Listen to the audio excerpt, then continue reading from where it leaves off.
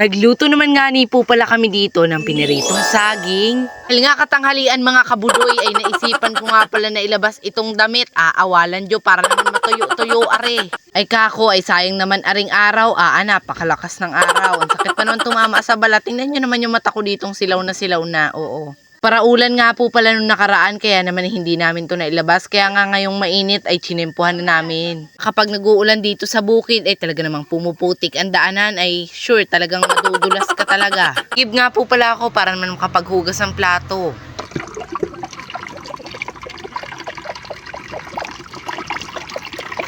Paghugas-hugas naman ang kinainan ay wari ay minsan laang maghugas aring batang are. Char. Yun naman itong lababo namin ay wari maging maging ng mga baka ng basura ay walan Diyo. Paghugas-hugas na matuwa ang aking ama't ina ay nako. Anto kami pagkagising din sa bukid, kanya-kanyang gawain katulad ng sabi ko sa inyo nung nakaraan din sa vlog.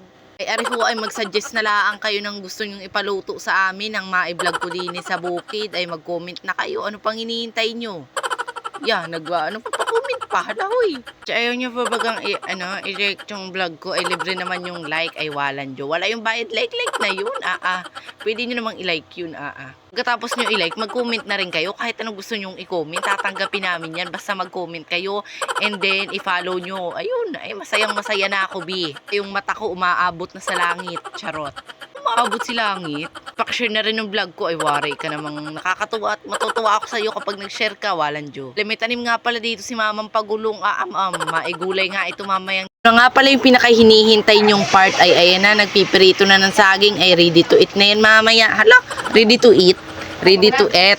Ay, hindi, ready to eat. Eat nga. Naman dahil napakasarap nga pala at hindi nga pala yung mahaba ang pagkahiwa ay bilog-bilog talaga. Masyadong aksaya sa langis yan mga bi. Charot. Yado kami ng langis dito sa bahay for today's video. Charot.